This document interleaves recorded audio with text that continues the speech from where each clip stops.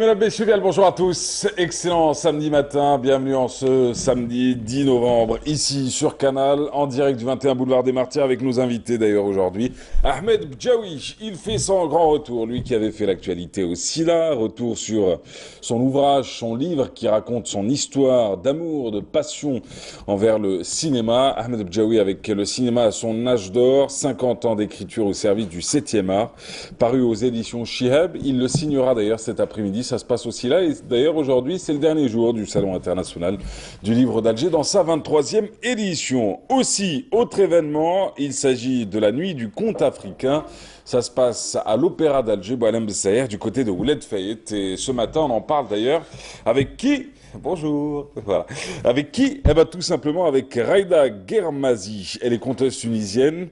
Elle va venir nous parler, nous raconter un peu tout cela. Et puis, il y aura Zorus Mabiala, conteur du Congo, congolais. Donc, tous deux prennent part à cette édition. Vous le savez, Siam Kenouch en avait parlé il y a une semaine et ça tombe très bien. Ça débute donc aujourd'hui. C'est à l'Opéra d'Alger. Allez-y. C'est l'événement de cette fin de week-end et de ce début de semaine. Zohra Nafa, elle est présidente d'une association. Vous l'avez sûrement vue, revue, croisée, recroisée ici sur Canal. Elle est de retour, elle va nous parler de Tendre la main, une association d'aide médicale. Elle est de l'autre côté de la Méditerranée. On se rappellera de son combat pour cette jeune fille, cette petite fille à l'époque, qui était toute petite d'ailleurs, et qu'elle avait adoptée, qu'elle avait emmenée en France, et qui lui a permis de reprendre un vrai visage, de subir des chirurgies reconstructives, en tout cas de son visage, elle qui avait subi quelques affres de la vie. Et ça tombe très bien, elle va nous en parler d'ailleurs, Zohra Nafa, ce matin, mais elle va nous parler aussi de son combat. Jalil Merazka, notre coach nutritionniste, avec lui, un coach en nutrition du sport, pour dire plus juste. Avec lui, la thématique du jour, on va revenir donc sur un de ces points, mal manger, bien manger, comment avoir une bonne hygiène alimentaire, une bonne hygiène sportive aussi, ça ce sera avec lui. Et puis on finira tout à l'heure avec Maya Amrani qui reçoit Nadia Cheid, elle est artisane, avec elle on va parler de la promotion de la création des bijoux traditionnels. Bienvenue chez vous, bienvenue dans la matinale, et on n'oublie pas qui? Eh ben Amou Yazid, lui aussi il fera un petit tour ce matin, il fera un petit tour pour nous annoncer quelques belles petites choses. Allez, c'est la météo sans plus tarder.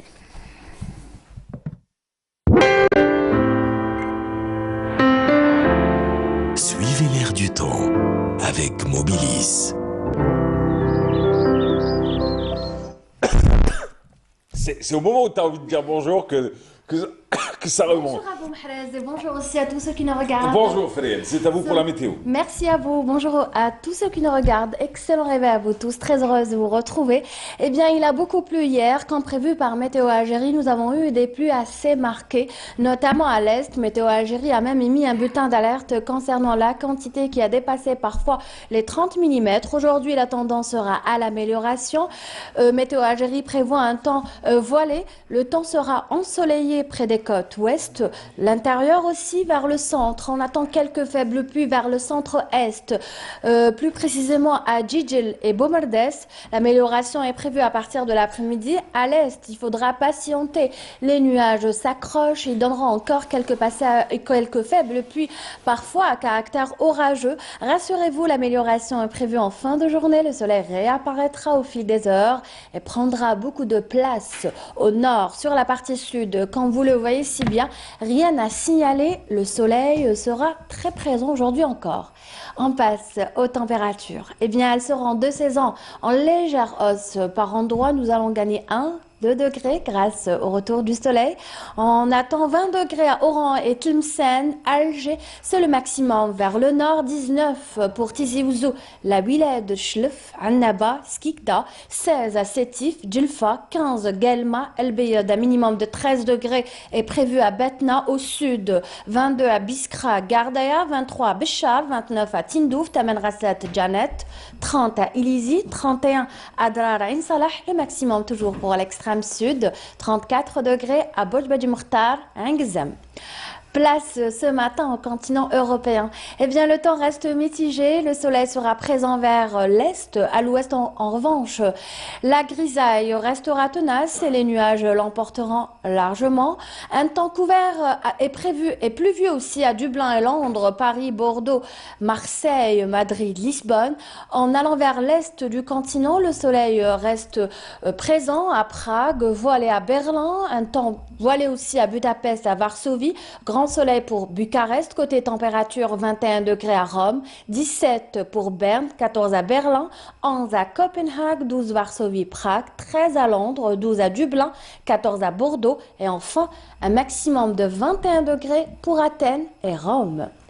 Aujourd'hui, le soleil se couchera à 17h44. Nous allons perdre une minute d'ensoleillement. Vous avez toujours le site de Météo Algérie, les www.météoalgérie.dz.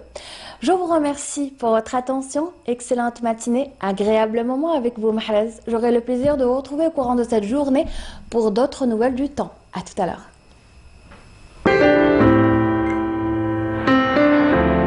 La météo vous a été présentée par Mobilis. Voilà, vous l'aurez compris, retour du soleil et les températures qui vont grimper tout doucement, mais qui vont remonter aujourd'hui. Excellent samedi à vous tous. Dans quelques instants, on va parler de livres, on va parler du SILA, le Salon international du livre d'Alger, avec Ahmed Bdjaoui, qui fait sa deuxième signature cet après-midi au stand Shihab Édition, là où il est édité d'ailleurs. Le cinéma à son âge d'or, 50 ans d'écriture au service du 7e art. Ahmed Bdjaoui sera sur notre plateau dans quelques minutes. Mais juste avant, un peu de musique. Friklen sur Canal.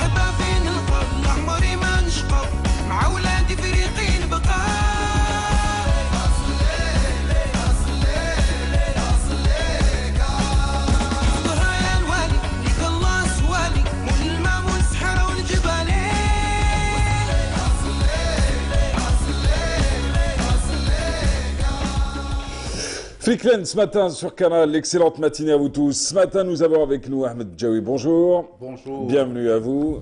Merci. Vous signez votre livre au SILA, au niveau du SILA, donc le pavillon central, au niveau des stands des éditions Chihab, où vous êtes d'ailleurs édité pour cet ouvrage, un ouvrage où vous racontez et votre parcours, et vous racontez et le cinéma, et cette relation qui lie les Algériens au cinéma. Alors vous, votre histoire, certains, et d'ailleurs vous le dites vous-même dans votre livre, certains pourraient assimiler votre histoire et concorder un peu, enfin le personnage avec 69, les débuts de vos émissions télé sur la télévision algérienne, alors que vous dites que non. Avant 69, vous avez quand même donné pas mal d'années de votre vie et de votre passion. J'avais 10 ans de cinéma, de ciné-club, d'écriture. C'est-à-dire qu'on m'assimile à l'image, mais il y a aussi ma contribution comme auteur. J'étais aussi le premier Algérien qui a écrit sur le cinéma dans le Moudjahid, qui était le journal unique à l'époque. En 67, j'ai écrit mon premier article. Donc on m'avait demandé d'algérianiser la critique cinéma, la rubrique cinéma. Et j'ai signé sous un pseudonyme à l'époque, qui était Reda Koussim, pendant quelques années. Pourquoi Reda Koussim? Parce qu'à l'époque, je travaillais à la Cinémathèque et j'étais chargé de la communication de la Cinémathèque. Donc je profitais des cycles qu'il y avait à la Cinémathèque pour écrire des articles pour le Moudjahid. Et à l'époque de ce socialisme hybride qu'on a,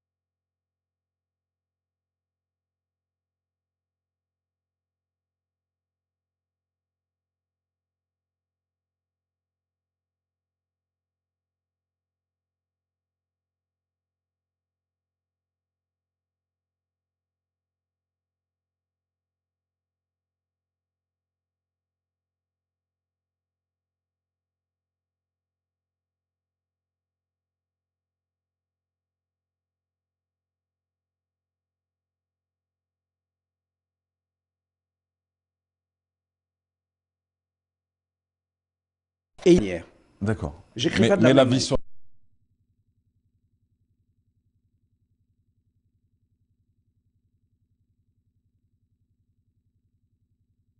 de communiquer mon amour pour un film et d'expliquer aux gens pourquoi j'aimais ce film. Je n'avais pas le temps, je ne gaspillais pas de temps à expliquer pourquoi j'aimais pas un film. Il y avait trop de bons films pour que, surtout à l'époque. C'est l'âge d'or quand même. Et donc, j'ai consacré... Quand j'allais au Moudjahid, quand j'écrivais après, j'approfondissais l'analyse. Il y a des choses, il y a une technique de communication à la télé, une pédagogie, je dirais même, qui est différente de celle que vous avez lorsque vous êtes devant une feuille blanche et que vous avez envie d'aller plus loin dans l'analyse, beaucoup plus loin. Donc les articles, ça me permettait de dépasser cette frustration de la communication au premier degré pour aller vers l'analyse. Et je prenais beaucoup de plaisir à développer mes idées. Donc j'ai parlé de grands cinéastes comme Chahine, comme Nicolas Rey, les gens qui étaient les grands cinéastes de l'époque, Jean Renoir, etc. Et j'essayais de faire des articles très développés, Visconti, voilà, donc les gens qui m'ont marqué à l'époque. Et en 15 feuillets, vous pouvez quand même dire des choses, beaucoup plus de choses que dans un débat télévisé. Alors, dans votre livre, vous dites, d'ailleurs, vous racontez, entre autres, d'ailleurs, cette histoire d'amour qui a toujours lié les Algériens au cinéma. Et vous dites, contrairement à ce qu'on dit, il n'a pas disparu, cette histoire d'amour. Alors, d'abord, je voudrais dire que si je parle de l'âge d'or, j'ai bien fait attention de ne pas parler de l'âge d'or du cinéma algérien. Je parle de l'âge d'or du cinéma. Pour moi, le cinéma, c'est une entité, c'est le cinéma mondial. Ensuite, l'âge d'or, il est teinté de mélancolie, mais en même temps de tristesse, parce que quand vous voyez les années 60, les années qu'on assimile à l'âge d'or, ce sont les années où on a pris les plus mauvaises décisions. On a enlevé les salles aux Algériens, on les a données aux communes qui les ont détruites. Oui. On a également enlevé la distribution aux Algériens, comme Mansali, moi je les ai connus, j'ai travaillé avec eux à l'époque, les Louni, les Moussaoui, etc. Il y en avait plein. Chandi Ramani pour les films indiens et tout. Oui. On leur enlève et on donne ça comme monopole à l'État. Et finalement, ça a été là qu'on a créé les ferments de la destruction, du démantèlement du cinéma algérien. Oui. Et maintenant, on complexe un peu les jeunes en leur disant, il y avait un âge d'or. C'est vrai qu'il y avait de bons films. L'âge d'or s'applique aux films, à la production, mais pas aux structures cinématographiques. C'est ça. On complexe les jeunes aujourd'hui en leur disant, il y avait un âge d'or, mais vous faites rien. Mais je pense que les jeunes aujourd'hui ont autant de valeur de créativité que les anciens, et peut-être plus même. Autant de valeur, vous dites pas autant de talent. Autant de talent. Valeur créative, ça veut dire de talent. Ok. Et ils abordent les choses bien sûr différemment, Ouais. mais on essaye de les complexer. Je trouve ça un peu dommage. Donc, si ces jeunes sont tellement productifs et tellement talentueux, je cite des tout jeunes maintenant, comme Moussaoui, comme Sofia Djima, etc., c'est parce qu'ils ont hérité de leurs parents, de leurs grands-parents, une fréquentation du cinéma dont je parle dans ce livre, qui a démarré il y a un siècle. Oui. Il y a un siècle de cinéphilie dans ce pays. Donc cette espèce de tradition est passée dans les veines des jeunes créateurs. Et c'est pour ça que le cinéma continue à donner des talents, même si, au niveau des structures, malheureusement, nous n'avons pas de commerce cinématographique, nous n'avons pas d'industrie cinématographique, nous n'avons qu'un épiphénomène qui est la production de films de temps en temps. Ouais. C'est dommage. Le plus souvent avec des financements mixtes qui interviennent de plusieurs pays différents. Je crois. C'est pas une critique ce que je fais. Non, non, moi, on évoque un point. Absolument. Moi, Oui. je trouve dommage, effectivement, que certains viennent à stigmatiser des coproductions ou des financements mixtes. Parce qu'en réalité, lorsque le financement est totalement algérien, même lorsque les films sont de gros budgets, on voit qu'ils ne sortent nulle part. Or, la coproduction permet d'accéder au marché international.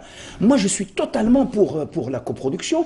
Je suis pour que les jeunes aillent chercher des compléments. Pour que l'Algérie les finance, bien sûr, qu'ils aillent chercher des compléments, ne serait-ce que pour accéder au marché international. Sinon, c'est mort. Festival et distribution. Et distribution. C'est une activité normale. Le cinéma est fait de ça. Et en termes de consommateurs? Alors, en termes de consommateurs, le problème, c'est que ces cinéastes aujourd'hui, contrairement à leurs aînés d'il y a 50 ans, ils sont privés de public. Ouais. Il y a 50 ans, il y avait 450 salles. Vous prenez un film comme Les Vacances de l'inspecteur Tahar, il a fait 2 millions d'entrées. L'Opium de Bâton, 2 millions d'entrées. Aujourd'hui, ce sont des chiffres qui vous font pas rêver simplement.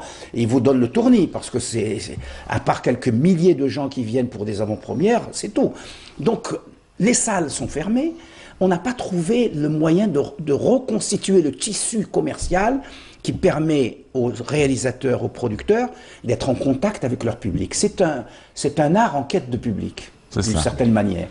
Donc, la solution, c'est quoi? La solution, c'est pas les salles de proximité, parce que depuis la décennie noire, les gens ont une certaine réticence à aller avec leurs voisins. Ils préfèrent prendre leur voiture. Oui. La consommation a changé, le type de consommation. On prend la voiture, on va loin, on se gare, il y a un parking. Sinon, au centre-ville, on ne peut pas se garer. On trouve une pizzeria, on trouve des jeux d'enfants et on trouve de l'offre. Un multiplex, c'est 8 films et il y en a toujours un qui va vous retenir. Le mono-écran, le monofilm, c'est terminé. Donc il faut qu'on revoie complètement notre vision du cinéma et qu'on offre à cette jeunesse qui en a besoin le spectacle cinématographique, parce que le cinéma, c'est la vie pour moi. Alors, il y a la petite anecdote sur le centre commercial de Babzouar, qui avait construit d'ailleurs, qui avait réalisé un multiplex. Absolument. Et qui n'a jamais vu le jour. Pourquoi? Parce qu'il n'avait pas reçu d'autorisation. Il n'a jamais reçu. Et il vient d'être transformé en galerie commerciale, galerie d'exposition. Je suis d'accord avec vous, c'est une gabegie absolue. Ouais. Et c'est dommage parce que ce centre n'était que le précurseur.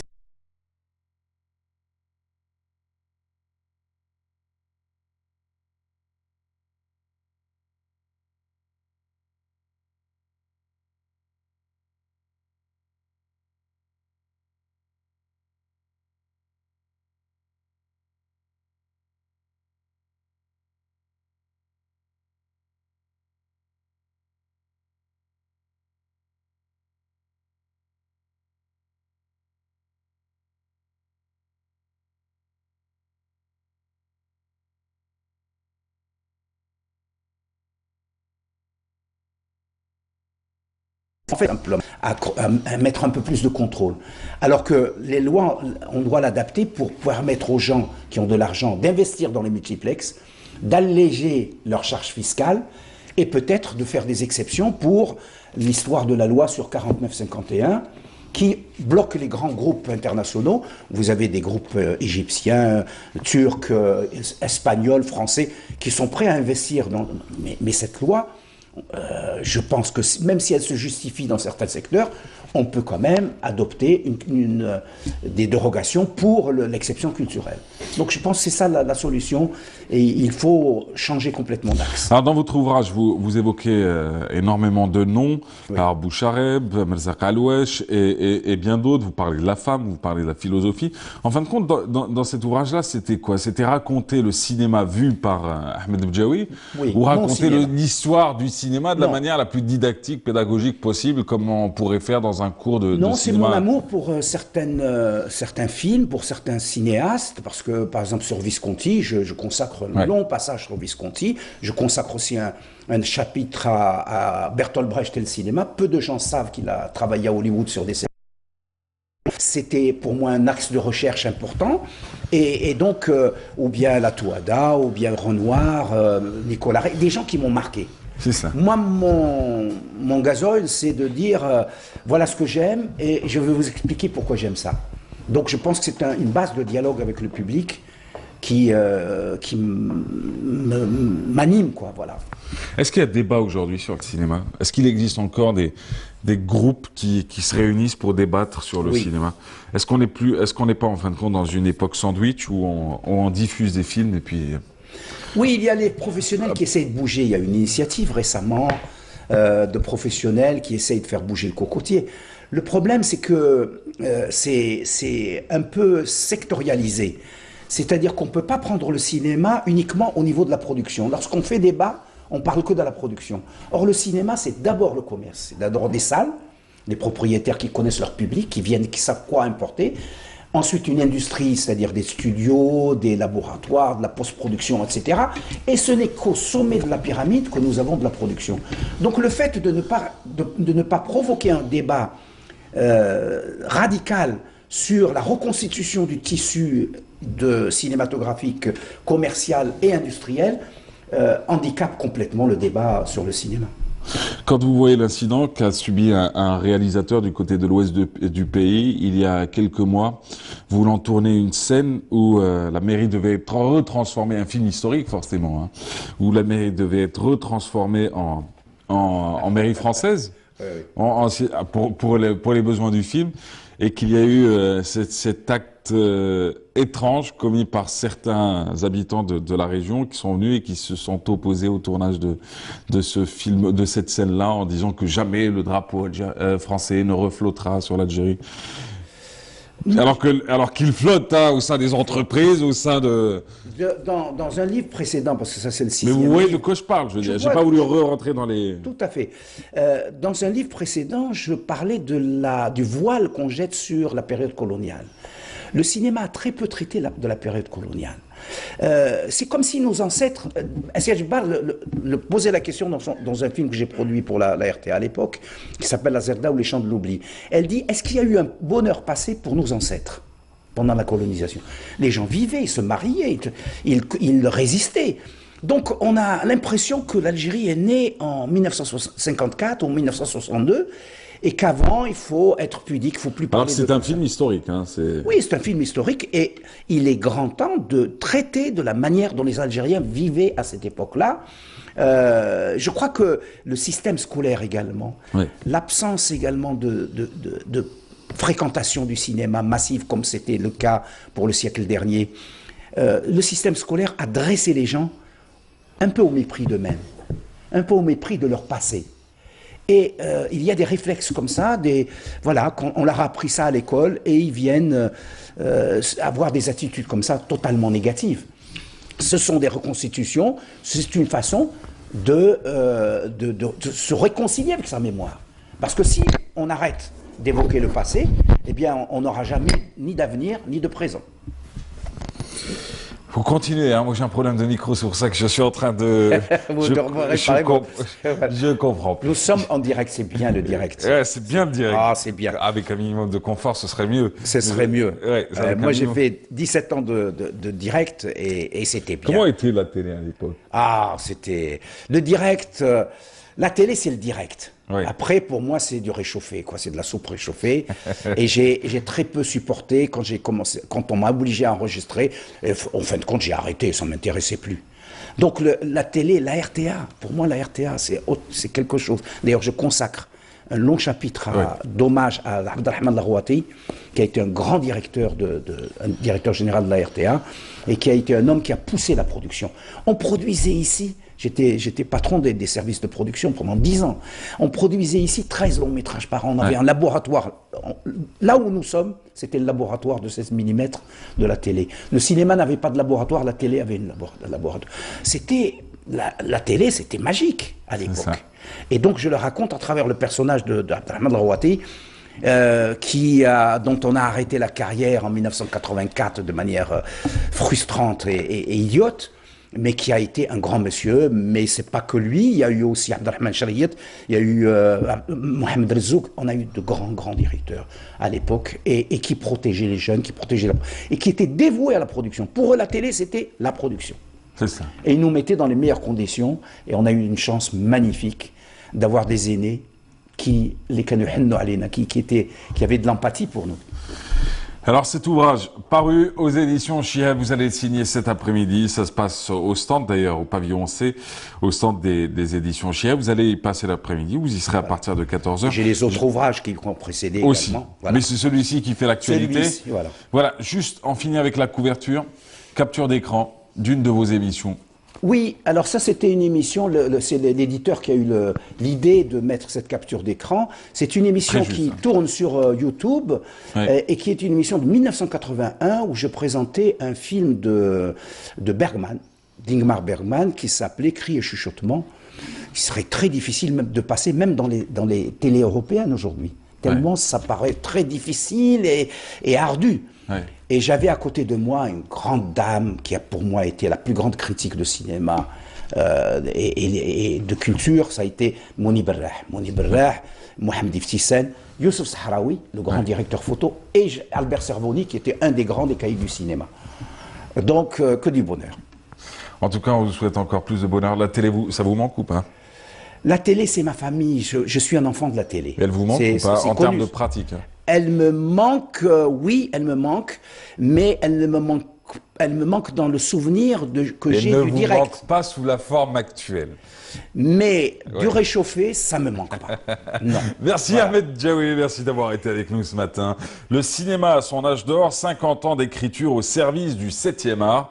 C'est paru aux éditions Chihab. Et pour cette clôture au niveau du syllabe, vous retrouverez Ahmed Djaoui du côté des éditions Chihab d'ailleurs. Merci encore, merci d'avoir été là aujourd'hui. On vous souhaite beaucoup de succès et beaucoup de bonheur encore. Merci. Allez, quant à nous, on se retrouve dans quelques instants. En parlant du SILA, c'est Jezia Bayou qui nous parle des traductions. La thématique de la traduction a été évoquée au SILA et ça tombe très bien, on y revient. Nous aussi, on l'avait évoqué sur ce même plateau. Allons-y. Jezia Bayou. Merci. Merci beaucoup, M. Djaoui. À travers les écrits littéraires et scientifiques des écrivains connus et moins connus, a toujours été possible grâce aux traducteurs. Malgré cela, plusieurs lecteurs préfèrent la version originale.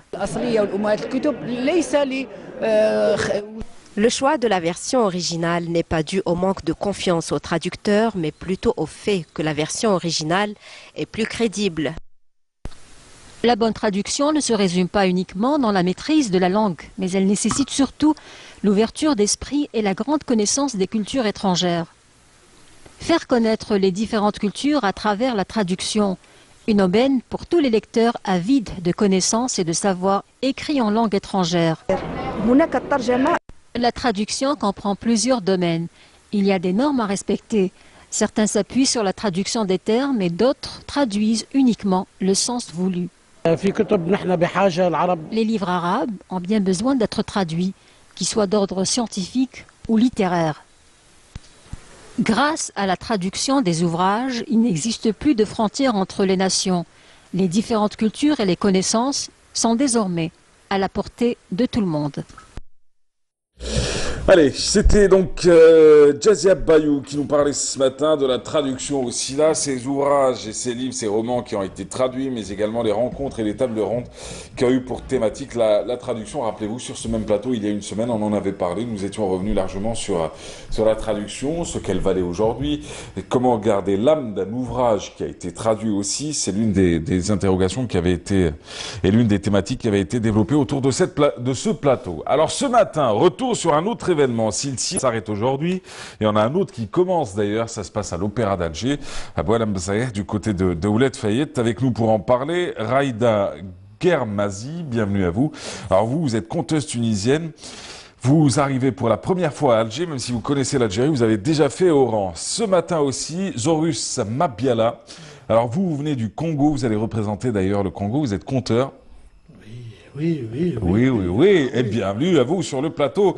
Alors avec vous, on va parler de la deuxième édition de la Nuit du Conte africain. Ça se passe où? Ça se passe à l'Opéra. Oran, c'était comment la dernière fois que vous étiez venu?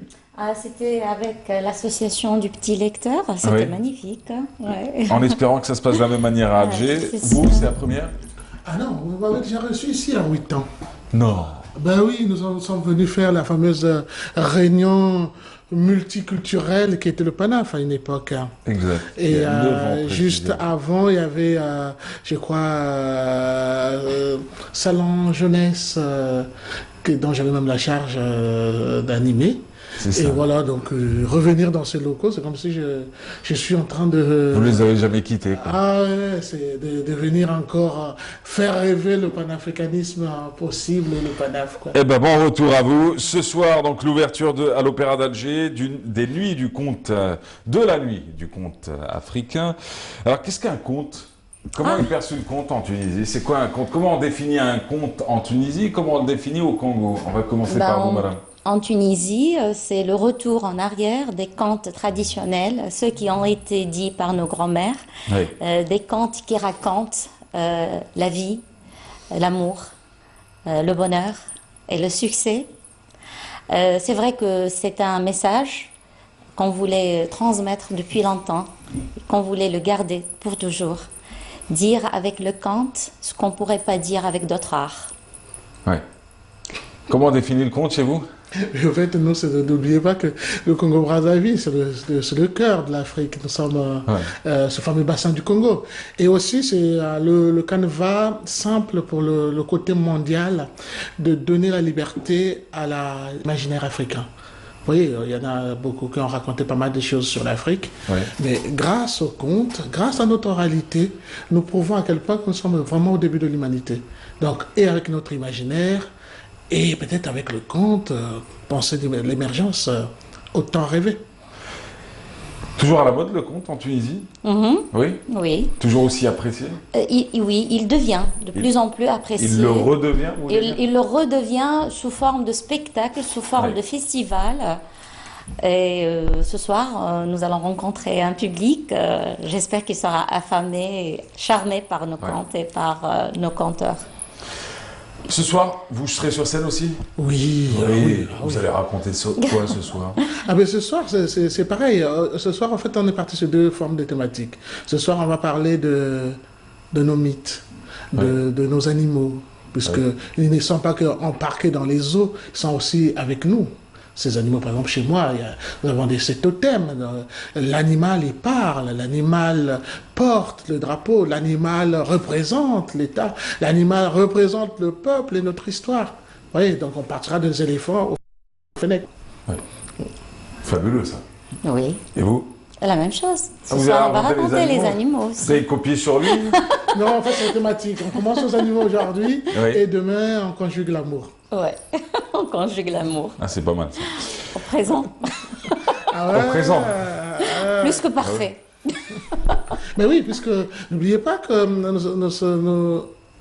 si le ministère nous a fait confiance, si le peuple algérien nous fait confiance, parce qu'on est tous d'accord que le continent est en train de bouger et l'actualité, c'est pas nous qui les choisissons, c'est les autres qui nous choisissent l'actualité. Maintenant, si nous, on peut choisir l'actualité, on sera bien qu'on puisse parler de ce que nous est plus cher, qui est donc nos mythes, et ce que nous donnons de plus, notre amour.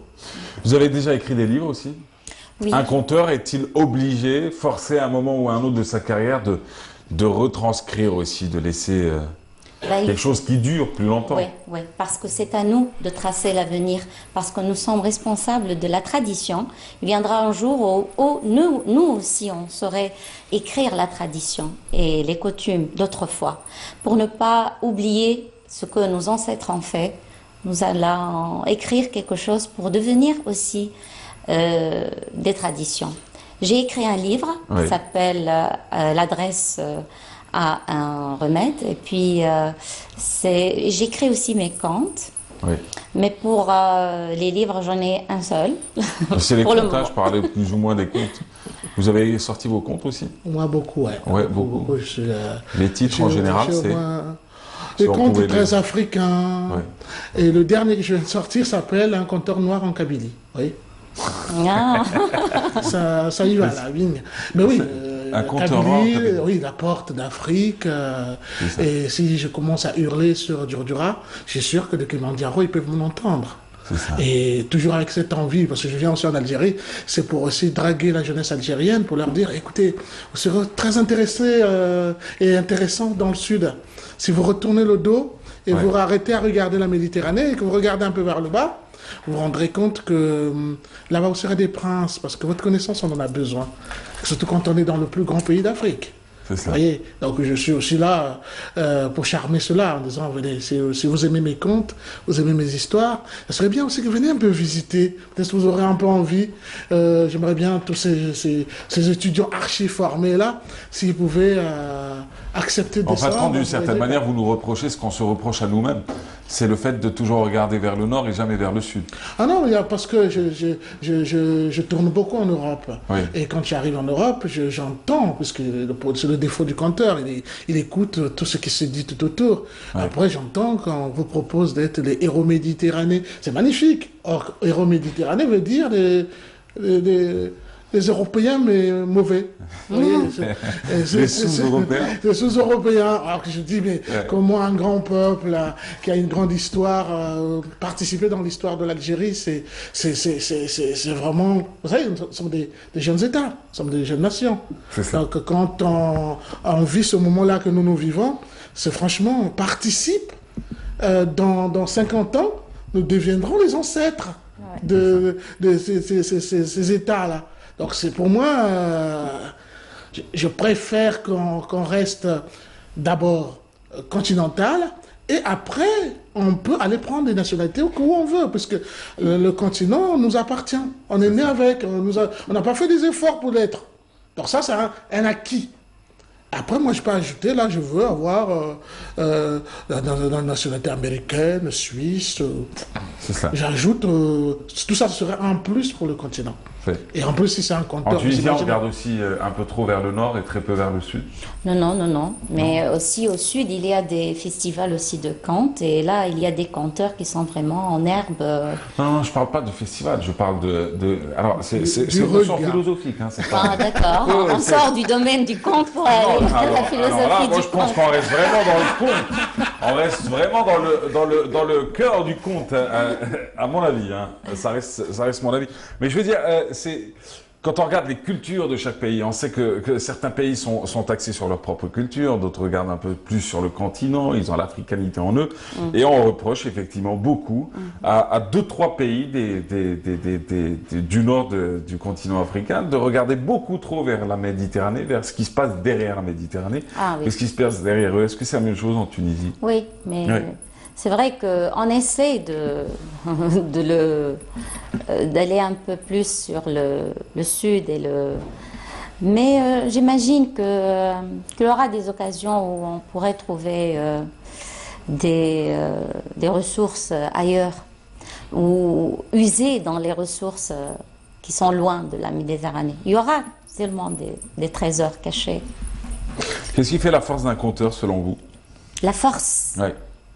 La force d'un bon conteur. Un bon. C'est... Mais ouais. Ben oui, C'est l'amour des Un camps. bon conteur, c'est celui qui arrive déjà à finir une histoire et que l'autre l'écoute. En sachant qu'aujourd'hui, l'exercice que nous livrons encore dans le continent, je dis encore, il y a 40 ans, on est 50, 60, 55 ans maintenant. Dans 55 ans, on a l'habitude maintenant que personne n'écoute l'autre. Oui. Je vois quelle est l'appréciation que nous avons par rapport à l'Occident. En prenant l'exemple de la France, parce que je suis plus dans le langage francophone, c'est qu'ils ont besoin de nous. Ils ont besoin du conteur. Et chaque fois, tu le vois, je fais partie des programmes scolaires. Mais parce que le but du jeu, c'est quoi? Qu'est-ce que c'est un conteur? C'est celui qui est capable de parler et d'ouvrir les chakras de tout un chacun. Ça veut dire que le conteur a ce risque-là de mettre l'individu qui est en face de lui devant la personne qui l'aime de moins. Ça veut dire lui-même. Ouais. Et donc, si le conteur, au-delà de la phrase, puisse réveiller le sous-texte de tout un chacun, là, on est devant le fameux conteur. La définition. Après, il y a la définition du conteur africain qui attire au débat, parce que le continent africain a un problème, c'est que souvent on est défini par les autres. Défini par les autres parce que le continent a été colonisé par les autres. Voilà, mais ça commence à faire un peu longtemps, vous voyez, comme disait un, qu'on n'y était pas, mais on aime bien prendre l'héritage, mais l'héritage, ça se choisit aussi. Ouais. Mon père était conteur, et il était aussi ouvrier. J'ai choisi. J'ai pris le conteur, j'ai laissé l'ouvrier. Et je demande à mes frères de faire autant. Mais je ne suis pas obligé de tout prendre en héritage. Et on en a eu de ceux qui se sont battus pour nous. Maintenant, qu'est-ce qu'on doit faire de cet héritage-là? Comment on va donner les lettres de noblesse là-dessus? Comment on va peindre le continent des belles choses pour que ce soit à nous de donner les prix et de fixer les prix? Et alors, comment? Vous avez la solution? Oui, mais on est rempli de solutions. On est solution. Oui. Parce qu'on a la jeunesse qu'il faut. Donc il faut leur rappeler d'où on vient, où nous sommes et où on veut aller. Et après, on a les ressources qu'il faut. Il y en a. Moi, je suis dans le bassin du Congo. Vous imaginez, aujourd'hui, je suis le poumon du monde. Et pourtant, je veux aller respirer ailleurs. Vous voyez le topo? Ouais, je le vois. Donc, et ça coûte cher, parce qu'aujourd'hui, ce que je disais à un copain, il dit, je vais tourner dans le monde, je vais raconter des histoires. Au fait, qu'est-ce que je fais de tout ce que je gagne? Je paye un billet pour aller voir ma mère. Ouais. C'est quand même bizarre, non? Vous habitez où? Mais moi, j'habite, au fait, quand je calcule bien, j'ai calculé, c'est ma petite femme qui me l'a confirmé. En fait, ça fait 3 mois, je suis quelque part. Donc, ça veut dire... Vous habitez où, à la base? À la base, je suis au Congo-Brazzaville. Ah, vous êtes au Congo? À Pointe-Noire, là où il est... Parce que ça aurait été, après tout ce discours sur l'africanisme, sur la nécessité de reprendre le continent en main, sur la nécessité de fédérer tous les pays, d'avoir un seul langage, une seule envie, et puis d'investir sur la jeunesse, vous auriez fini avec j'habite à Paris, ça aurait été un peu compliqué pour moi, vous voyez. Oh non, pourquoi pas? Pourquoi pas? Oui, pourquoi pas, mais après ce discours-là, on a tendance à se dire, attends, si on veut agir sur le continent, il faut y habiter, il faut y vivre, il faut le sentir. Non, moi je suis pas d'accord. Vous aimez bien les révolutionnaires de Facebook? Non, les réseaux sociaux? Pas mal. Non, mais le but du jeu, c'est que il faut que le monde puisse être un village. Ouais.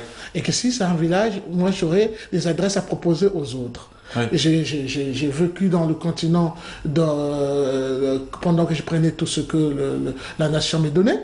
Ouais. Et maintenant, j'ai à rembourser à cette nation. Donc, je vais partout chercher des partenaires. Je vais partout être cet ambassadeur plénipotentiaire. Oui. Mais le problème, c'est que, du coup, habiter, je crois que je passe plus de temps dans les transports que même chez moi. Alors, donc, finalement, si on reste vraiment dans le terme, j'habite où? Je voudrais bien habiter, parce que j'ai une adresse à Marseille. Mais maintenant, vous êtes au courant que ça s'écroule. Bah, maintenant, je vais aller habiter où? Vous voyez le problème? Le petit clin d'œil à l'actualité. Marseille s'écroule. Ouais, oui, il y a quelques images qui sont... oui, parce que j'ai une grande pensée dessus. Je croyais que c'était très loin de moi, mais il y a mon cousin qui vient de m'appeler pour me dire qu'on avait des copains qui étaient dedans. Donc, vous voyez, donc, je croyais que ça s'est éloigné. En fait, ça s'approche petit à petit vers moi. Donc, un petit clin d'œil. Vous avez tout à fait Je sais raison. comment l'Algérie aime Marseille. Je sais. C'est Marseille qui nous aime, c'est pas nous qui aimons Marseille. Aussi. Aussi, c'est réciproque. Alors je vous souhaite en tout cas, j'espère que ça aura donné envie à ceux qui ont regardé ce matin d'aller à l'Opéra d'Alger. Ça se passe aujourd'hui et demain soir. Les animaux aujourd'hui, demain l'amour. Et demain l'amour. Demain l'amour. Ça se passe donc à l'Opéra d'Alger, c'est le nouvel opéra, c'est le lieu à ne pas manquer. Il y a de tout. Il y a de tout en termes de parking, de commodité et autres, et il y a de très beaux spectacles que vous pourrez suivre. Merci madame. Merci. Merci à la Tunisie représentée aujourd'hui par Raïda Germazi. Rappelons que vous êtes conteuse tunisienne. Et Zorus Mabiala, vous c'était le Congo-Brazzaville. C'était un plaisir de vous recevoir. Je vous souhaite de prendre beaucoup de plaisir, de partager beaucoup de belles émotions avec votre public. Et j'espère qu'il y aura tellement de monde que vous suffoquerez sur scène. Même si ça va être dur pour vous, mais ce sera quand même un plaisir. Ça sera magique. Venez nous voir. En tout cas, ce sera avec plaisir. Merci à vous. Allez, nous, dans quelques instants, on va se retrouver, le temps qu'on me dise juste qui va venir là tout de suite. Alors du coup, dans quelques instants, on va se retrouver avec Zohara Nafa, présidente de l'association Tendre la main et l'association d'aide. Une association d'aide médicale avec laquelle on va parler de la formation des médecins algériens et des interventions gratuites pour les malades. Mais avant, on va s'intéresser au livre sensoriel. On a parlé de la traduction tout à l'heure. Cette fois-ci, c'est le livre sensoriel qui est à l'honneur et c'est Taous Ait Hamouda qui nous raconte tout cela. Allons-y. Faiza Toumi a mis sa carrière de côté et a décidé de se consacrer entièrement à son projet. Et depuis à peine 3 mois, elle a pu ouvrir les ateliers Tefli où elle réalise des livres sensoriels. Elle qui rêvait d'être chef d'entreprise, aujourd'hui, elle emploie une dizaine de femmes. Sa source d'inspiration, ce sont ses 3 enfants. Le livre a été fait pour la première fois pour mes enfants. Alors, ils étaient accros, scotchés en face de la télé, tout ce qui est écran, comme la tablette, comme la télé. Alors, il fallait trouver quelque chose qui attire leur attention, quelque chose aussi attirant pour les empêcher de voir la télé. Alors, j'ai cherché, je suis tombée sur le livre, un livre fait par le tissu, mais je ne suis pas couturière pour faire la même chose. Il fallait trouver une idée comment faire ces activités, comment les réaliser autrement. Et je suis tombée sur la matière, la bonne matière, je l'ai réalisée pour la première fois. Puis, l'idée est devenue un projet. Pour fabriquer ses livres, Faiza s'inspire de la méthode Montessori. Elle travaille en collaboration avec des psychologues et orthophonistes. Ces livres d'éveil multicolores stimulent les jeunes enfants et l'apprentissage devient tout simplement ludique. Un livre interactif, un livre où l'enfant peut jouer, peut apprendre en jouant. Voilà, c'est la méthode Montessori. Qui veut dire, en jouant, il va apprendre beaucoup de choses sans savoir qu'il est en train d'apprendre. Afin de répondre aux désirs des petits explorateurs insatiables, Faiza utilise beaucoup de couleurs et plusieurs textiles pour les activités sensorielles. Elle a aussi introduit plusieurs jeux pour développer la motricité, la réflexion et l'imagination des enfants.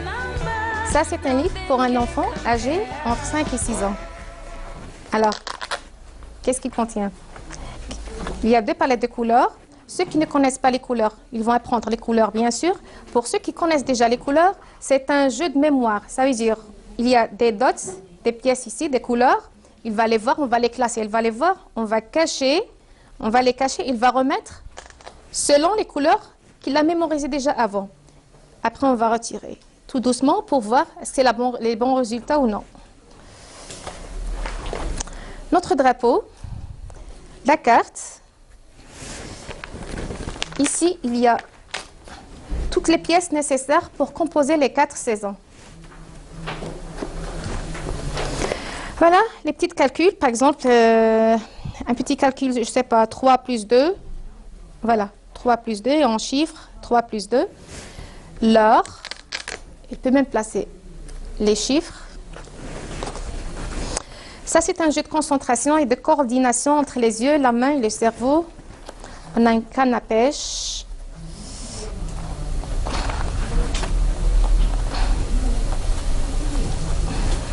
Voilà. Il y a le crochet et la boucle. C'est un jeu qui demande une concentration et même la patience.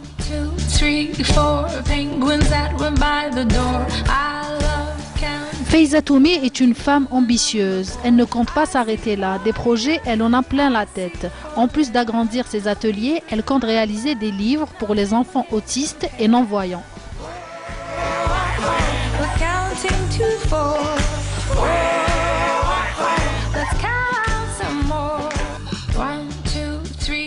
Très bien. Et on va en parler ce matin. Excellente matinée à vous tous. On continue notre escapade. Il y a quelques instants, c'était Taouset Hamouda qui parlait donc aujourd'hui du livre sensoriel. Et on continue notre escapade pour parler cette fois-ci de santé. Santé cette fois-ci avec Zahra Nafa. Bienvenue à vous. Alors vous êtes à la tête d'une association Tendre la main, une association d'aide médicale. On en avait beaucoup parlé ces dernières années. On se rappelle de votre action envers cette petite fille que vous avez adoptée. Quel âge aujourd'hui ? Elle a 17 ans. Elle a 17 ans, fabuleux. Elle fait la psychologie. Elle est étudiante en psychologie ? En psychologie, voilà. Magnifique. Et que c'est la petite fille qui, presque tous les médecins l'ont condamnée. Oui.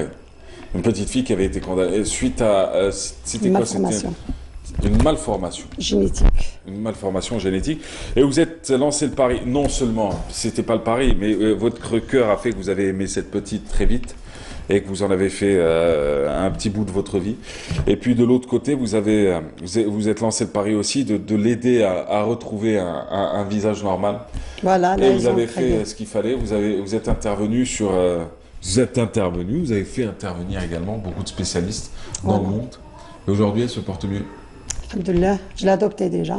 Oui, c'est ma fille. Magnifique. Voilà, et elle travaille très très bien à l'école. Et vous êtes fière intelligente. Elle ne voit pas, toujours elle est... Oui. Mais elle vit sa vie comme tous les enfants. Oui, magnifique. Vous n'êtes pas seul aujourd'hui, vous êtes accompagné de professeur Abdelrahman Ben Bouzid. Bienvenue à vous, professeur. Merci. Alors, vous êtes professeur en chirurgie orthopédique et traumatologique. Vous avez été longtemps chef de service, professeur chef de service à l'hôpital de Ben Aknoun. Vous avez, on dit claquer les gants, on dit comment l'expression déjà, c'est, vous avez rendu le tablier. Vous avez pris votre retraite, vous avez décidé de passer à autre chose, mais en restant toujours dans le secteur de la santé. Vous allez nous parler peut-être de l'après, ça c'est important, mais vous allez surtout nous parler de ces actions qui vous unissent. Comment vous êtes rencontrés et dans quel cadre vous êtes rencontrés? Alors bon, moi je suis venu à la demande de Madame Nafa, je suis venu avec beaucoup de plaisir et je voudrais à cette occasion lui dire toute la gratitude d'abord des malades, de mes jeunes collègues, de moi-même pour nous avoir assistés dans des dizaines de missions. Oui. Alors ça a démarré en 2005, tout à fait occasionnellement. Il y avait une petite fille qui avait une paralysie du plexus brachial. D'accord. Amédéa, c'est une paralysie de nerfs qui vient du cou et elle avait le membre supérieur complètement paralysé. Oui. Un chirurgien de renom français est venu dans le service, il l'a opéré, cette fille va bien. Et puis il a trouvé des conditions qui lui avaient semblé favorables et petit à petit on a commencé donc à... On a reçu peut-être les meilleurs chirurgiens du monde supérieur, franco-italo-américain. Et le soutien que nous a apporté Madame Nafa est absolument fabuleux. Elle nous paye les billets, parce que ce sont des étrangers, on doit payer les billets en devises, en euros. Donc à chaque fois, elle nous accompagne. Et présentement, il y a toujours l'équipe qui est en ce moment à l'hôpital de Ben Aknoun. Voilà un petit peu, nous continuons. C'est-à-dire, vous êtes organisé comment? En association, en groupe de bénévoles, en spécialistes passionnés? Aucune association. Il y a seule association qui nous apporte l'aide matérielle, financière pour les billets. Moi, j'exerce dans un établissement public, sous autorité du ministère de la Santé, avec l'autorisation du ministère de la Santé. Ils viennent opérer chez nous, dans une discipline assez pointue. C'est un transfert de connaissances, de technologies, ce qui permet la formation des jeunes collègues qui ont acquis maintenant beaucoup de connaissances et qui font cette chirurgie qui, auparavant, était une chirurgie livrée. Ces missions étaient voulues par le ministère de la Santé ou c'est des missions Non, c'est une initiative personnelle. Une initiative personnelle avec le soutien et l'encouragement du ministère de la Santé. C'est ça. Et l'autorisation du ministère de la Santé, bien évidemment. Voilà. Donc... Elle a les chiffres. Moi, je ne suis pas venu pour les chiffres et pas pour parler de ma spécialité ou de ce que je fais. C'est beaucoup plus à la tenue et je tiens à dire publiquement que cette dame nous a beaucoup aidés, que ces missions, je le précise, ont été menées grâce à des donateurs. C'est ça. Ça a toujours été avec des donateurs, aussi bien pour la prise en charge hôtelière que pour enfin tout ce qui fait que lorsqu'on reçoit d'honorables invités. Et grâce à elle, on a pu régler le problème de la billetterie. Un autre monsieur, mais absolument exceptionnel, je ne citerai pas son nom, mais cela dit qu'il y a des gens qui sont là, dans l'ombre, qui travaillent. Vous savez ce qu'il me dit? Il me dit, monsieur Belbouzi, ma taharmlish min al-khair. Quand il y a une mission, je lui dis, j'ai suffisamment d'argent pour... Il me dit non. Ne me privez pas de cette possibilité de faire du bien. Mais maintenant, maintenant que vous quittez... que vous avez quitté l'hôpital de Ben Aknoun, qui reprendra le relais? Alors moi, j'ai le souhait que ça continue. C'est un établissement public. Ce n'est pas ma priorité. Mais ces actions, désolé de rentrer dans des détails aussi, mais je veux dire, tout être humain se poserait des questions et s'inquiéterait de la suite. Cette action-là n'a pas été initiée par les autorités sanitaires. Cette action-là, c'est le fruit de l'engagement et de la passion des médecins et des spécialistes, des professionnels de la santé qui étaient sur place, qui... Vous le dites aujourd'hui, quelques-uns commencent à partir, à prendre leur envol vers d'autres, vers un autre moment de leur vie, vers d'autres missions dans leur vie. Je veux dire, qui va continuer cela? S'il n'y a aucune obligation, ce n'est pas un programme qui a été dicté, ce n'est pas un partenariat qui a été signé, ce n'est pas deux entités hospitalières qui ont paraphé des feuilles et qui ont dit nous allons créer un pont entre les deux. Non, je comprends très bien. Moi, en tout cas, moi, personnellement, je demeure engagé. Maintenant, n'ayant plus l'autorité, les prérogatives qui sont dévolues à un chef de service, j'ai le souhait que l'équipe continue. Cela dit, on va discuter d'une autre voie dans le cas où il y aurait un refus. Et vous savez, le ministère a d'autres charges. Dans tous les pays, le ministère a la charge de la santé du pays. Mais ces petites actions, et vous le savez très bien et mieux que moi, pour avoir reçu des tas d'associations, ce sont des associations qui activent, bien sûr dans un cadre tout à fait légal, et ce sont celles-là peut-être qui réussissent un peu, parce qu'elles sont très proches de la réalité. Il n'y a pas la lourdeur administrative, il n'y a pas tous les malfaisants qui tournent autour. Moi, je reste engagé. J'ai le souhait que le futur chef de service, il y a déjà une équipe qui est bien préparée. Une mission est prévue, je crois, pour février. Bon, on laisse le temps au temps. Voilà. Voilà, moi, je serai là pour aider, de quelque manière que ce soit, ayant acquis déjà des soutiens. Je mettrai en œuvre un petit peu tous les soutiens que j'ai acquis pour le reste, pour assurer la prise en charge. Mais c'est des centaines de malades qui ont été opérés. Et des milliers qui ont été vus. Je crois que ça, l'encouragement du ministère de la Santé est certain, puisque cela contribue à réduire les transferts à l'étranger. Surtout ça. À redonner la souveraineté au pays, parce que c'est quand même, moi j'ai terminé ma carrière, mais je suis toujours peiné de voir des malades partir à l'étranger alors qu'il y a des capacités ici. Donc, à la longue, c'est l'apprentissage de nouvelles techniques, c'est la formation de nouveaux chirurgiens qui en apprendront à d'autres.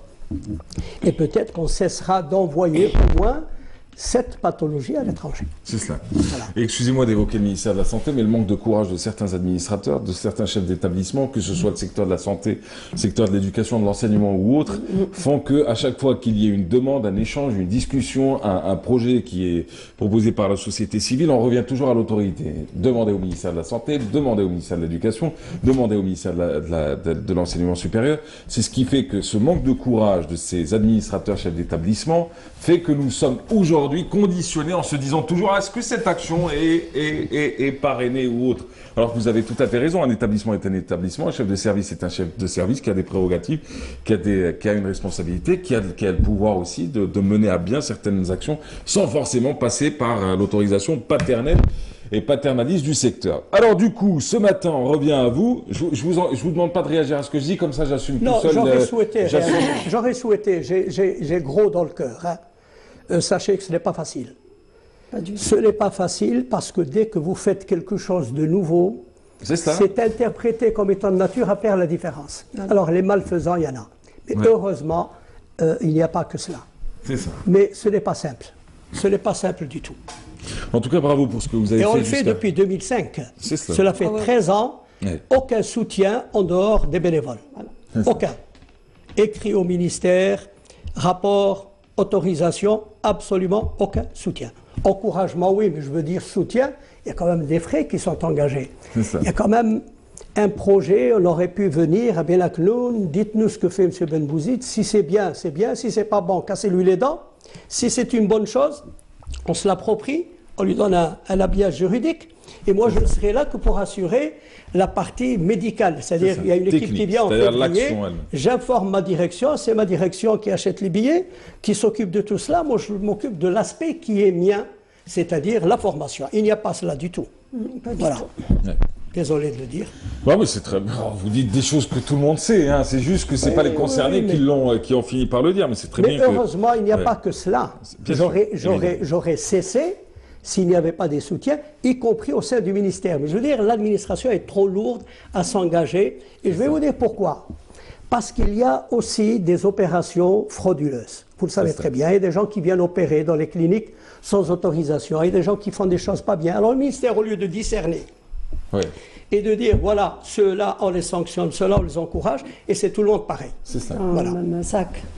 Madame, tendre la main, comment ça va depuis... Tendre la main, elle est toujours bien. Oui. Bientôt, le mois d'août, on va avoir 17 ans en France. Bientôt le mois d'août, ça fait loin. Loin, dans quelques mois, c'est loin. Ça veut dire là, on est à 16 ans et demi, exactement. Sa création en France. Vous avez 16 ans et 2 mois, madame, pour vous dire juste. On compte les mois comme ça. Et ici en Algérie, depuis 2012, vous savez bien qu'on avait l'agrément, parce que lorsqu'on travaille dans le médical, il faut l'agrément de l'Algérie. Alhamdoulilah, on a l'agrément en Algérie. Et le travail qu'elle fait, les actions humanitaires qu'elle fait, l'association, il y a Ben Aknoun, il y a Oran aussi. Et au mois de juin, on était à Inti-Mouchent. Ça veut dire on a un bilan qui est vraiment très très important. 2000 consultations. D'hier, on n'a pas compté. Hier, on a fait 60 à peu près. Ça fait 2060 consultations et 420 interventions. Et sur le 420, il y a les greffes. J'aimerais bien qu'il vous explique le prof. Oui, mais juste avant, on va revenir sur les greffes, ça tombe bien, mais sur le type d'intervention que vous pratiquez. Mais juste avant, moi je me rappelle juste de votre passage il y a quelques années, vous disiez le but aujourd'hui, et ça rejoindra un peu ce que vous dites sur les opérations frauduleuses, sur tout ce qu'il y a eu comme qui a fait qu'il y a eu une mauvaise réputation pour tout et n'importe quoi. Je veux dire, vous avez dit, nous notre but c'est ce qu'on souhaite, c'est que certaines pathologies soient prises en charge ici en Algérie, qu'on n'ait plus besoin d'envoyer un cas, alors qu'on pourrait envoyer des spécialistes, des professionnels qui pourraient être un support en termes de formation pour les médecins déjà qui sont en Algérie, une forme de recyclage, de par les techniques qui arrivent chez eux. Et puis de l'autre côté, ça permettrait surtout à beaucoup plus de patients de bénéficier de ces interventions. Vous en êtes où de ce côté-là? J'ai déjà dit ça avant. Pourquoi? Parce que l'association elle est créée en 2012, en 2002 jusqu'à 2012. Ça veut dire l'association était là-bas pour les visites des malades, le soutien moral. On a ramené pas mal des malades, qu'on a ramassé de l'argent, etc. Et après, c'est vrai, il y en a qui veulent rester, il y en a qui sont venus par la CNAS, après sont retournés. Et en 2000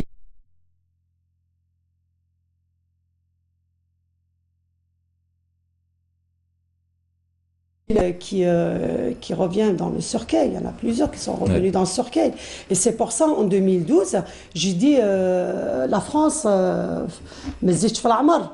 France, ils ont les moyens, ils ont l'expérience, et que ici en Algérie, nous, on a des bons médecins. Il ne faut pas qu'on dise qu'on n'a pas des bons médecins, on a des bons professeurs, des bons médecins. Et c'est vrai, c'est un peu les moyens. Rapport les médecins d'avant parce qu'ils partent en France pour se former là-bas. Maintenant, il n'y a pas de visa. Comme hier, j'ai parlé pas mal des jeunes médecins qui ils ont demandé le visa, ils étaient refusés. Ça veut dire l'association, ça permet de comme on dit, amener la formation sur place, sans le visa, sans les frais d'hébergement pour les médecins. Et en plus, il y a le malade qui profite. Le malade, ses soins, ils sont sur place. Et on n'avait pas que le plexus, hein. On avait plusieurs pathologies qu'on a ramenées. Déjà, les malformations, il y avait l'orthopédie. Et là, j'ai d'autres projets comme la nophro pour les enfants. On a pas mal de spécialités on attend. C'est juste, il faut voir les hôpitaux qu'on peut travailler parce qu'il faut le chef de service qui donne sa permission. Même si le ministère il est d'accord parce que ça rapporte ça, c'est pour tous les médecins, les malades, etc. Mais c'est toujours le chef de service qui décide. Hein. C'est lui qui est sur le terrain, c'est lui qui sait ce qu'il est faisable, ce qui n'est pas. Il ouvre son service comme le professeur Boubouzid. Moi, j'ai commencé en 2005 avec le professeur. On a commencé déjà en 2007, vraiment, en 2005, je connais professeur vis-à-vis des malades. J'envoie les malades chez lui. Et en 2007, on a commencé à faire les missions médicales. Et ça marche très bien. C'est cela. Voilà. Quel type enfin, après tant d'années, je veux dire, il y a votre quotidien en tant que chef de service, en tant que chirurgien orthopédique, traumatologique, ça c'est une chose, mais sur cette partie qui relève un peu de l'action humanitaire, même si votre métier au quotidien c'est une action humanitaire, j'ai envie de dire, faudrait pas non plus que je dise que des bêtises, mais je veux dire, quels ont été le type d'interventions que vous avez pratiquées, qui ont été pratiquées grâce à ces échanges, à ces partages d'expériences et autres? Alors bon, d'abord, moi je ne m'intitule pas chirurgien de la main. Ouais. Je suis chirurgien, chef de service, prof de chirurgie orthopédique générale. C'est occasionnel, une fillette qui a eu, son papa a reculé avec la voiture, il a tiré sur son bras, il a eu le bras paralysé. Ouais. C'était en mai 2005. D'accord. C'était quelque chose de très difficile à faire et tout. On a fait appel à un chirurgien français qui est venu, qui l'a opéré dans le service, et puis qui est revenu. Et là, on s'est orienté vers cette chirurgie du membre supérieur. C'était pas une décision... C'est ça. Et alors, essentiellement, la chirurgie du plexus brachial. Le plexus brachial, une naissance sur 2000, un enfant, un bébé sur 2000, a une paralysie. Ce sont 5 nerfs qui naissent du cou, qui s'enchevêtrent ici, qui font un plexus, et puis qui se distribuent au membre supérieur. Et chaque nerf comprend des milliers de petits filaments. Chaque nerf il y a le nerf qui fait ce mouvement, il y a le nerf... Alors, il transmet la sensibilité au corps, qui la décode et puis qui introduit un ordre pour le mouvement. Donc, c'est à la naissance, gros bébé, naissance difficile, on tire et 1 ou 2 ou 3 racines sont soit seulement étirées, soit sectionnées, soit avulsées, soit quelques fibres. Vous avez de 6 000 à 19 000 fibres dans un nerf qui fait quelques millimètres. Vous avez 19 000 filaments qui sont comme des câbles électriques qui transmettent le message à travers le cerveau et le cervelet, le bulbe et puis c'est une chirurgie pointue, difficile. Vous savez maintenant, en France, et cela se fait chez nous, on ne peut pas être chirurgien de tout. Ou on ne peut pas, même médecine, spécialité plutôt foie, plutôt cœur, et on devient référent. Donc ils ont commencé à venir opérer, et puis il faut opérer rapidement. Rapidement parce que le nerf qui vient et qui va au muscle pour donner l'ordre, il y a un joint entre les deux, c'est la plaque motrice. Si on attend 2 ans, elle meurt. Donc il faut opérer moins de 2 ans après la paralysie. Le mieux, c'est d'opérer tout de suite. Avant, on opérait un peu tard. Maintenant, à 2 mois, 3 mois, on opère. C'est une chirurgie qui s'est beaucoup développée. Et c'est difficile, c'est petit, avec un microscope, c'est laborieux, et les jeunes dans le service d'orthopédie se sont habitués à cette chirurgie. Et là, pour revenir au greffe, donc si le nerf est seulement coupé, on peut rapprocher les 2 bouts, c'est logique, c'est comme un fil électrique, on rapproche et on espère que le courant passe, que le message passe et que le muscle reprend. Maintenant, si les 2 bouts sont éloignés, et surtout si les 2 bouts, il y a un névrome, il y a une cicatrice, on est obligé de couper et il y a un vide. On prend une greffe chez l'enfant qui a 2 mois, 3 mois, et on a ramené une médecin anesthésiste qui est spécialisée, Madame Thirion, docteur Thirion, dans les enfants tout petits. On prend un nerf de tout le membre inférieur. Alors vous imaginez, on ouvre toute la jambe, on prend un nerf qui est très fin, et on le coupe en 4 ou 5. Personne, hein. De la même personne. Parfois on prend les deux côtés. Donc on prend un nerf, et on coupe selon la distance dont on a besoin, et pour avoir le même diamètre que le nerf qui est coupé. Mais le nerf que vous enlevez c'est un nerf dont on peut se passer. Voilà, il y a des nerfs qui sont juste pour la sensibilité, c'est-à-dire on perd un peu pour gagner plus. Bon, on rattrape un peu. Et alors là, les Américains nous ont offert des nerfs prélevés sur des cadavres. D'accord. Testés, traçabilité, posés aux États-Unis, en Allemagne, en Espagne, en Australie, en Israël, en Angleterre. Ils nous ont fait don d'une quarantaine de nerfs, gratuitement. Et le sous-responsable de cette société nous a accompagnés. On les a posés avec traçabilité, autorisation du ministère, j'ai dû fournir un dossier. Et c'est de la même nature que les cornets. On ramène les cornets des États-Unis, ce sont des cornets C'est la même chose. Et puis c'est fait dans des pays qui pour nous sont des pays référents, des pays émergents. Et alors on a posé ces nerfs et on a d'excellents résultats. Voilà. Très bien. L'Américain est venu, il a filmé, moi j'ai vu les malades, on a d'excellents résultats, je souhaite qu'on continue. Voilà un petit peu ce que nous faisons. C'est les pathologies du membre supérieur chez les tout-petits et précisément les paralysies. Alors vous imaginez une maman, alors beaucoup récupèrent. Alors c'est pour ça qu'on n'attend pas beaucoup maintenant, 2 mois, 3 mois. On a des indicateurs, si ça va récupérer ou pas, on les a. Mais vous imaginez une maman, une jeune mariée qui a un bébé et qui naît avec le bras comme ça. Et elle n'a absolument aucune solution. Il y avait les prises en charge, vous en connaissez le coût, la difficulté. Maintenant, c'est des chirurgiens qui viennent opérer. Alors, bénévolement, jamais un centime. Ils ont apprécié le séjour. Ce sont devenus des amis. Ce matin, j'ai envoyé le groupe avec 2 jeunes collègues parce que je visitais Tipaza un petit peu. Ils sont heureux de retrouver, de renouer le contact, de visiter le pays. Nous sommes tout aussi heureux de leur soutien et je souhaite, je suis déterminé pour qu'on continue parce que ça va dans l'intérêt des malades, ça va dans le sens de ce que je souhaite faire et ça sert mon pays. Alors juste une question par curiosité, professeur Benbouzid, qu'allez-vous devenir maintenant que vous avez quitté le milieu hospitalier? Je ne vais pas rester inactif. Bon, il y a la pratique privée. Bon, je suis arrivé à un âge où il y a une fin de mission, il y a un jeune qui prend le relais. Moi, j'ai pris le relais de mon maître, le professeur Benabiles,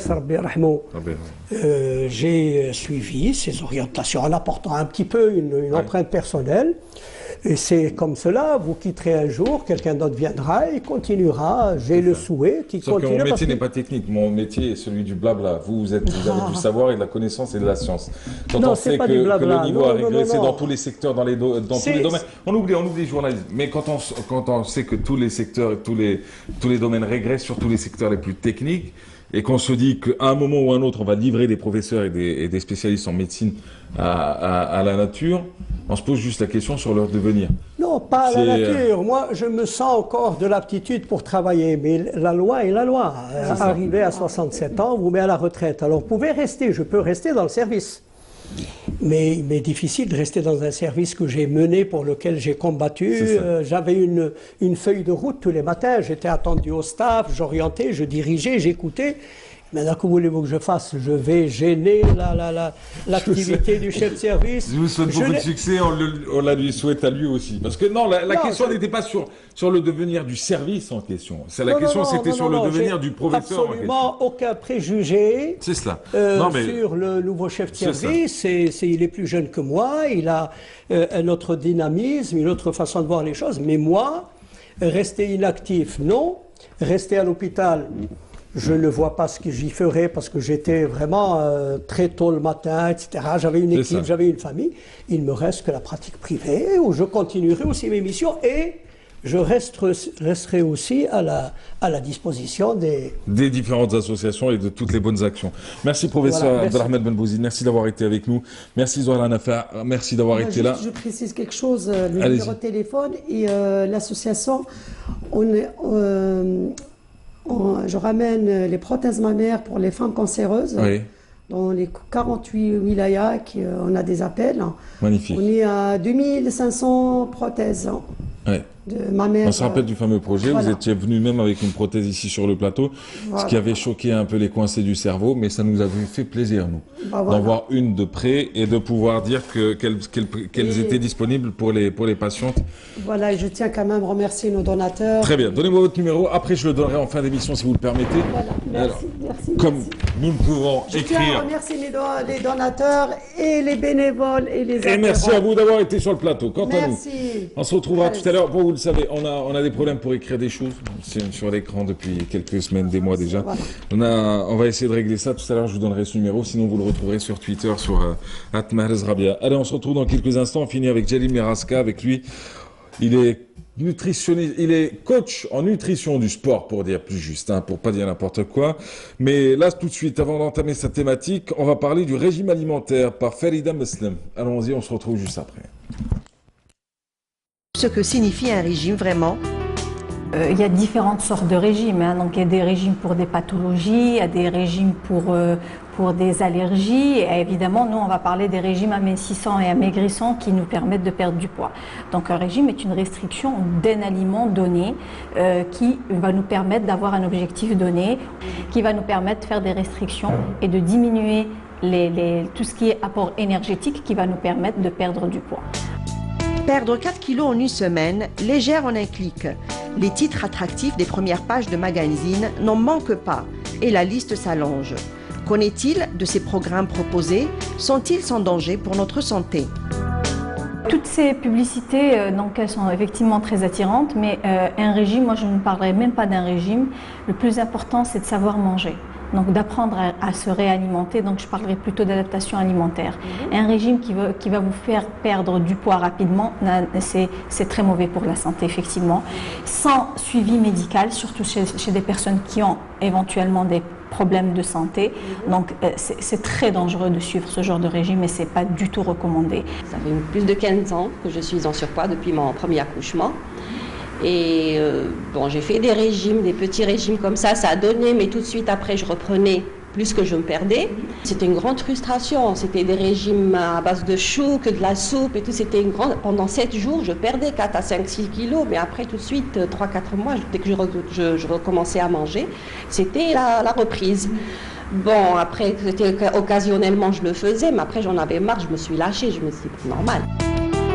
Pour mieux exposer tout ça, il faut savoir comment notre corps fonctionne, ce qu'il consomme pour son énergie et ce qu'il stocke. Quelles sont les bases de notre métabolisme? C'est quoi un muscle?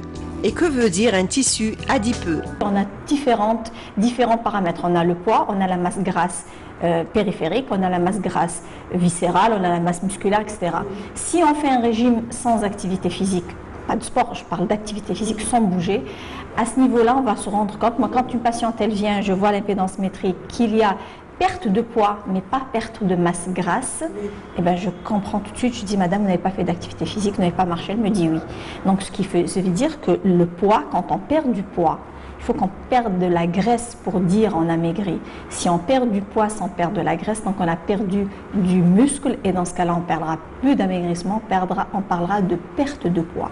Et la différence est très significative. J'étais en surpoids, j'avais pour moi 12 à 13 kilos de plus. Je ne m'achetais plus de vêtements, ça y est, je ne pouvais plus me porter ce que je voulais. Les gens qui sont en surpoids, les gens gros ne peuvent pas faire de régime tout seuls, il faut qu'ils soient aidés. Ça s'est fait après doucement. C'était après, a priori 1,5 kg par mois, 2 kilos par mois. Ça, je ne le ressentais même pas. Parce que je mange de tout, au contraire, je dirais. Je mange encore mieux. Je rééquilibre ma nourriture. Finalement, respecter la sensation de faim, ne pas sauter ses repas, manger sainement, vous aidera sûrement à atteindre votre objectif et à avoir un poids normal. Ouais, avoir un poids normal. Un poids normal.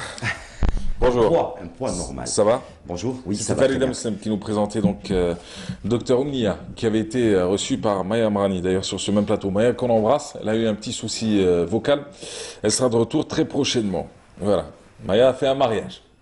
A fait, forcément, elle a vécu. Ah bah oui, voilà, elle a assisté à un mariage, c'est ça le résultat. Alors du coup, avec nous aujourd'hui, Jalil Miraska, bonjour. Bonjour. Comment ça va? Ça va très bien. Oui. Hakim Kishroud, bonjour. Bonjour, Mahrez. Bonjour, bien. Ça va. Djali Meraska, on va parler des compléments alimentaires, les idées reçues. Dans quelques instants, mais juste avant, c'est le sport toujours avec vous. D'ailleurs, vous êtes venu pour 2 actus principales. D'abord, le sport avec le foot et le championnat d'Algérie. 2 rencontres étaient au programme de ce vendredi, dont une de mise à jour. L'USM et la JS Kabylie. Et la suite de la 14e journée, c'est ce samedi. Et oui, exactement. Donc avec le championnat d'Algérie, 14e journée, une seule rencontre s'était disputée hier. L'Olympique de Médéa qui enregistre sa première victoire à domicile face au Cap de Borj-Bouarel sur le score d'1-0. Le but a été inscrit par le capitaine d'équipe Haddadi, 53e minute de jeu, qui permet donc à cette équipe de l'Olympique de Médéa de se placer à la 8e place du classement avec 16 points, alors que le Cap de Borj-Bouarel reste premier relégable dans ce championnat. Dans le match de mise à jour, il en a parlé Mahrez, donc l'USMA d'Alger qui affrontait la JS Kabylie, le match au sommet de ce début de saison entre ces 2 équipes sur fond de polémique, est revenu à l'USMA d'Alger grâce à un seul but signé Yaya en début de la seconde période. Une victoire qui permet à l'USMA d'Alger de prendre 6 points d'avance sur les poursuivants directs, à savoir la JS Kabylie en tête du classement. Ce mercredi plutôt ce samedi, 4 matchs seront au programme. À Alger, le Shabab Riadi de Belouizdad qui affrontera le Mob de Béjaïa. Ce sera à partir de 16h, c'est pour le compte de la 14e journée. À suivre sur Canal Algérie en direct à partir de 17h, le CS Constantine qui affronte le Difa de Tejnant. Sur la chaîne A3 à partir de 17h, l'entente de Sétif accueillera la GS Saoura et le Parado Athletic Club à 18h affrontera la SAN Lila. 3 rencontres ont été reportées à des dates ultérieures. Lundi, le MC Oran accueillera l'USMA d'Alger. Mardi, la GS Kabylie accueillera le Nasser Hussein Dey et le Mouloudia d'Alger sera face à l'USM Bel Abbas. Au classement, l'USMA d'Alger est en tête avec 29 points, suivi de la GS Kabylie, 2e, 23 points. 3e, l'entente de Sétif, 21 points. Au bas du classement, c'est le Shabab Riadi de Belouizdad qui est toujours lanterne rouge avec seulement 7 points. Ça va mal. Ça va très mal pour eux. Mais ils vont revenir. Il y a eu le nouveau sponsor, il y a eu le nouveau patron, donc c'est la société Madar, donc ancienne SNTA, qui viennent de prendre 67% des parts de ce club et qui vont essayer de faire redorer son blason au Shabab Riadi de Belouizdad.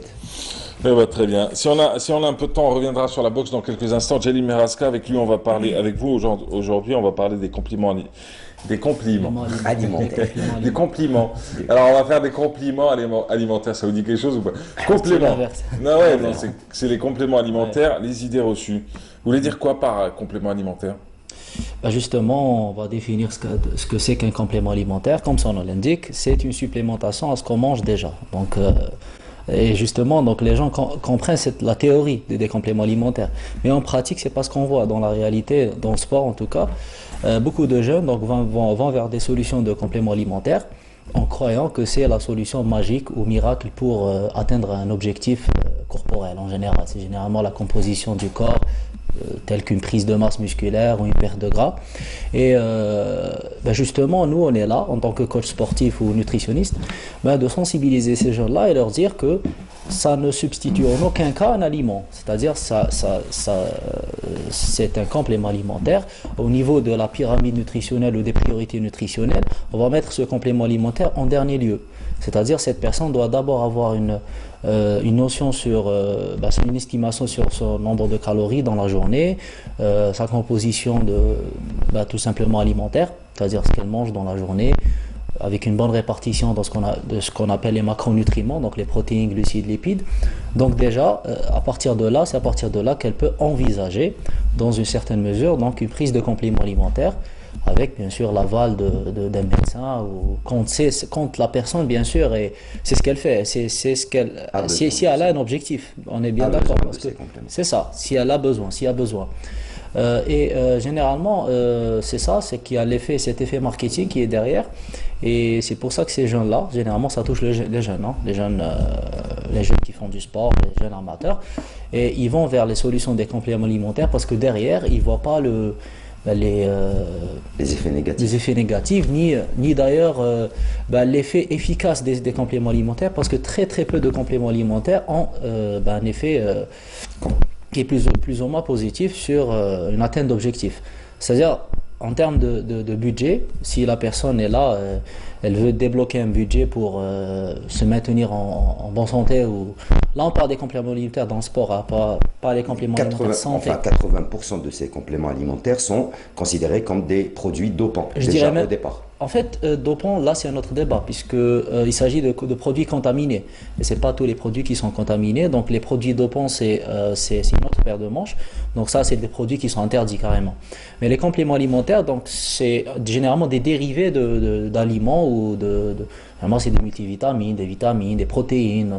Voilà, donc ça n'a rien à voir. C'est le complément alimentaire quand il vient d'une bonne source, d'une source qui est plus ou moins crédible ou originale, je vais dire, c'est un complément alimentaire. Donc ça complémente juste une alimentation. Mais par contre, les produits dopants, on est complètement dans une autre optique. C'est-à-dire, c'est changer la physiologie humaine, carrément. Donc, on est dans des proportions qui sont plus ou moins... Voilà, ce que font dépassent les bodybuilders en général. Les bodybuilders professionnels, oui, voilà. Je suis d'accord. Voilà. Donc, c'est ça.